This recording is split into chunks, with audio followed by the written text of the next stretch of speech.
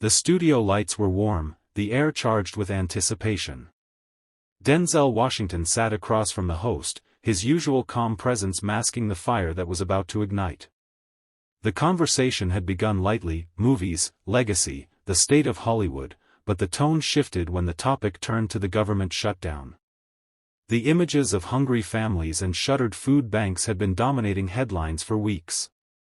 Denzel leaned forward, his deep voice cutting through the silence. "People can't feed their kids, man," he said, looking straight into the camera. "And the man in charge seems to have no heart left for the people he swore to serve." Gasps rippled across the audience. The words, "no heart, heartless," echoed like thunder across social media within minutes. Clips of Denzel's comment exploded on X, TikTok, and YouTube.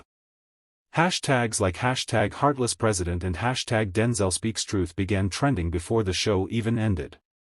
Trump's supporters called it Hollywood arrogance. His critics called it truth in plain sight. But no one, not even Denzel, expected what came next. Late that night, Trump's team released a video statement. It wasn't angry. It wasn't defensive. For once, his voice trembled. "You think I don't care," he began, his expression softer than anyone had ever seen. "I've seen those families too. I know the pain. But this country, it's broken in ways you can't fix with sympathy." The nation froze. Was this remorse, or another performance?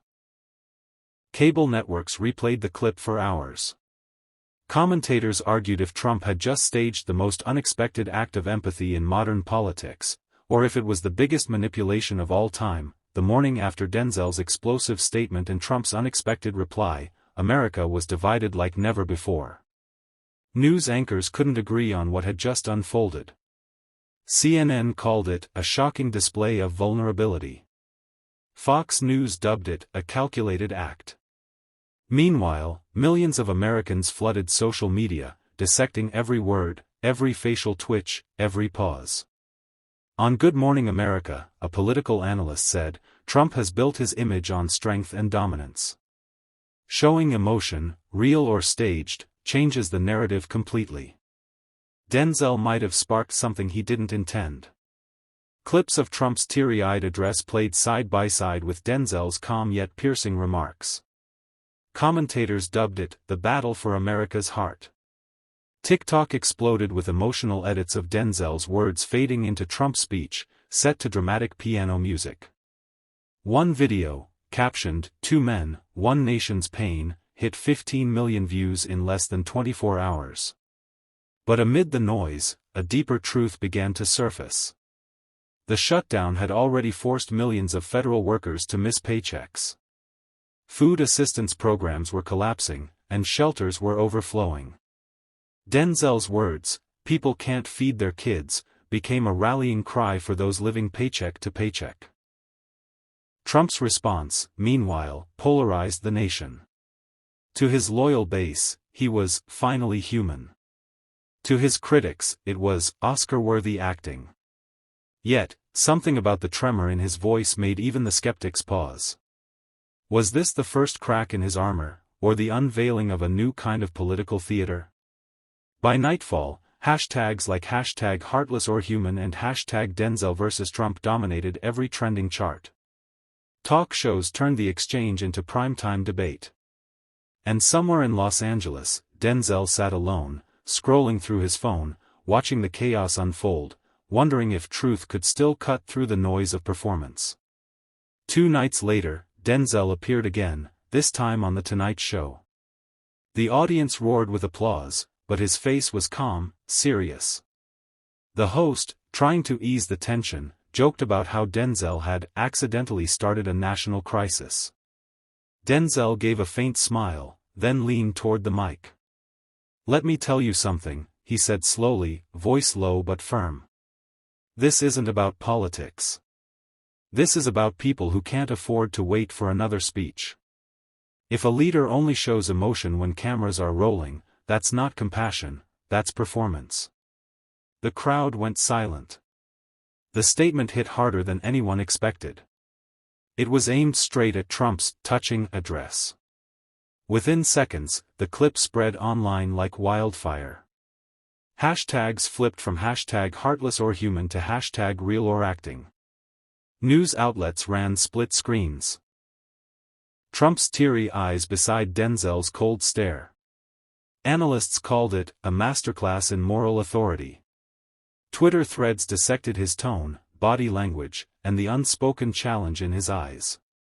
Then came Trump's reply on Truth Social: Denzel Washington should stick to acting. America doesn't need lectures from Hollywood. The post went viral instantly. Supporters cheered, critics fumed.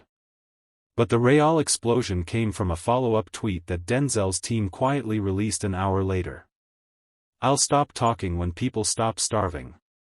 That single line, 7 words, broke the internet. Within minutes, it was printed on shirts, painted on protest signs, and shouted in front of federal buildings. News anchors replayed it on loop. The confrontation had evolved from celebrity versus president into something far bigger, a symbol of truth challenging power. And as night fell, millions of Americans, the hungry, the jobless, the forgotten, felt for the first time that someone was finally speaking for them. By the next morning, Denzel Washington's 7-word statement had turned into a movement. From Los Angeles to Chicago, from Atlanta to New York, Americans gathered outside federal buildings and food banks holding handmade signs that read, "Feed the people, not the politics. I'll stop talking when people stop starving." Television networks ran split screens all day, protesters chanting in the streets while Trump's advisors scrambled to contain the political fallout. Even conservative commentators couldn't ignore the scale of what was happening. "It's rare," one said on Fox, "for a Hollywood actor to connect this deeply with the working class." In Washington, D.C., reporters described an uneasy silence around the White House. Trump hadn't spoken publicly since his last post, and insiders whispered that the situation had hit a nerve. One staffer told the press anonymously he didn't expect Denzel to become the voice of the shutdown. Meanwhile, Denzel refused interviews, refused to appear on talk shows, and refused to make the story about himself. Instead, he released a short video, filmed on a plain backdrop, no music, no script, where he simply said, "This isn't a movie. These are real lives. If you've got a platform, use it to help, not to brag." Within hours, millions shared the clip. Churches, nonprofits, and celebrities joined in, organizing food drives and donation campaigns under the hashtag #FeedThePeople. Even those who disagreed with Denzel politically admitted that the message cut through the noise. As donations poured in, Trump's aides held emergency meetings to reframe the narrative. But every attempt, every tweet, every press release, only made the White House look more disconnected from reality. The country was changing. A celebrity had spoken truth to power, and the people were listening. By day 5, the shutdown story had spiraled far beyond what the White House could manage.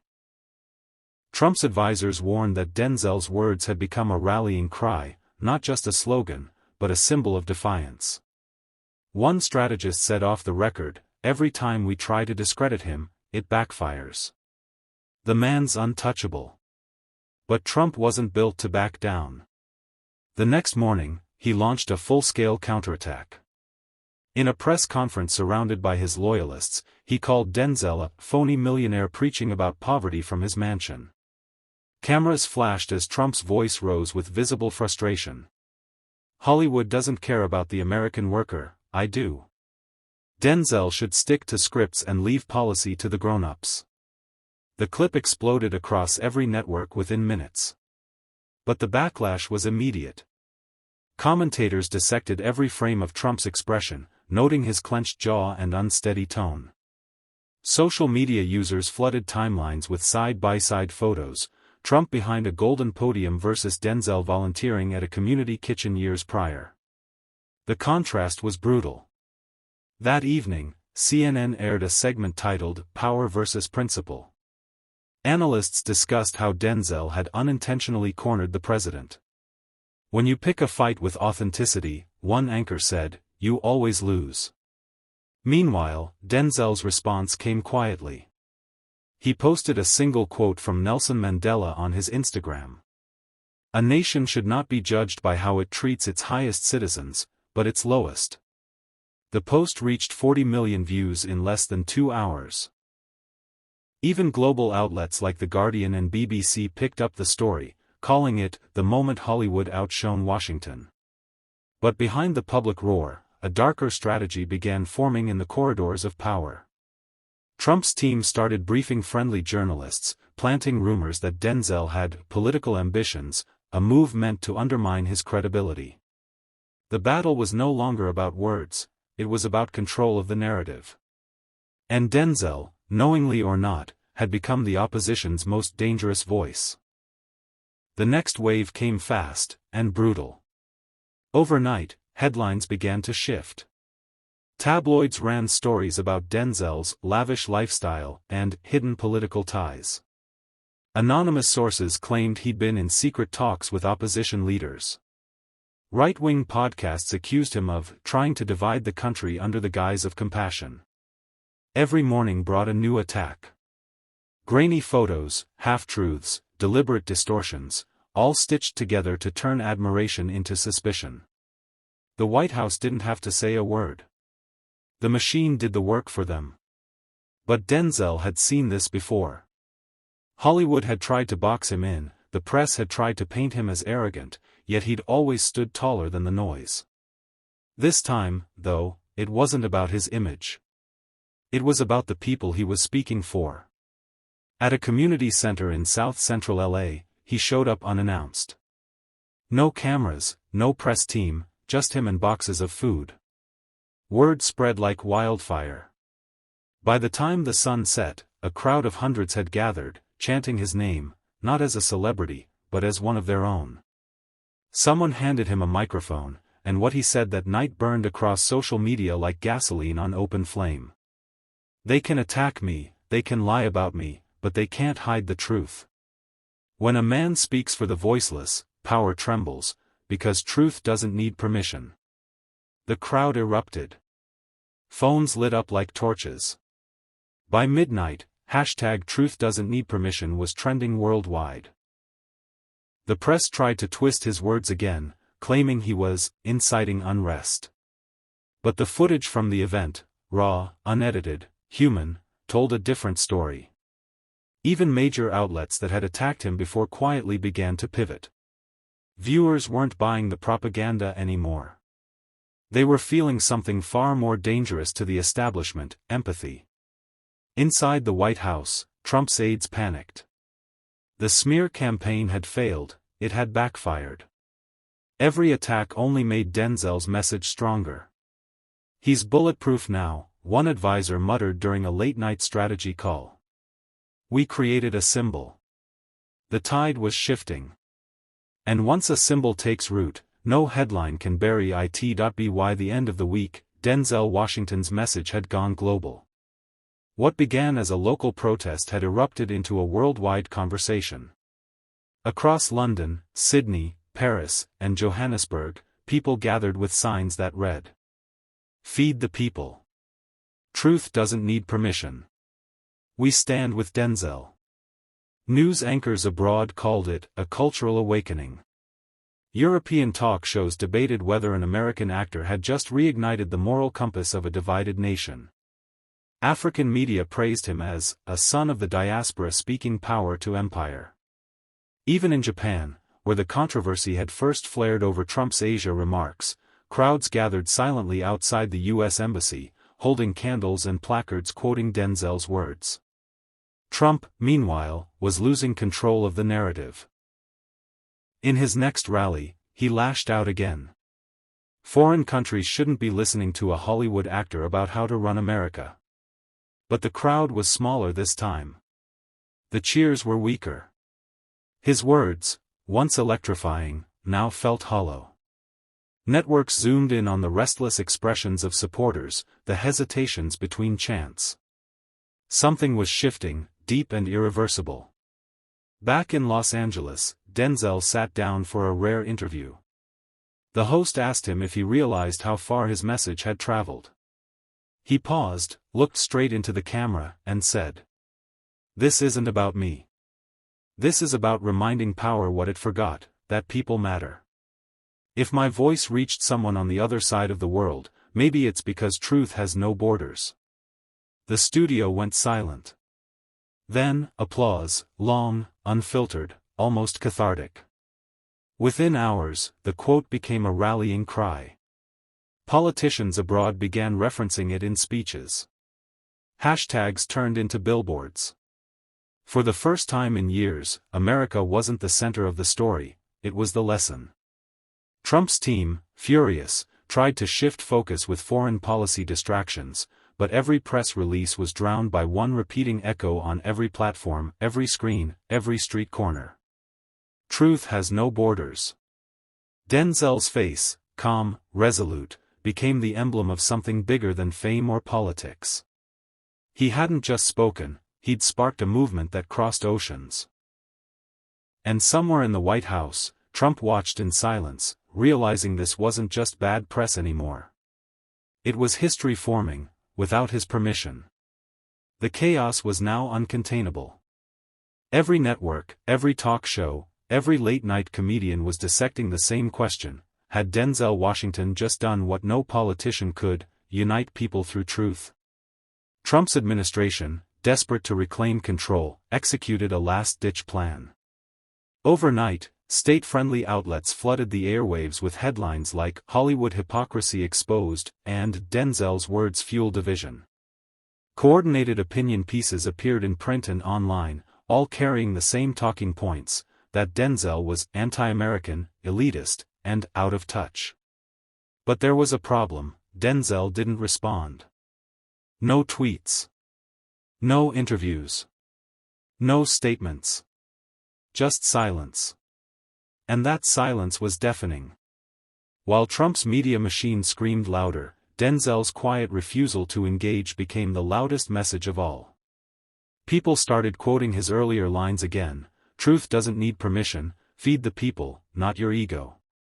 They replayed his speeches, shared his old interviews, and filled the silence with meaning. The irony was painful for the establishment: every insult thrown at him now only highlighted their fear.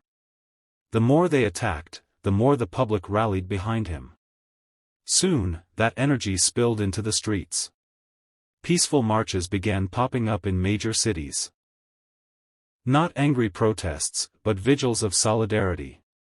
Families carried candles and signs that read, "Silence is strength." Young people, many of whom had never cared about politics, started registering to vote.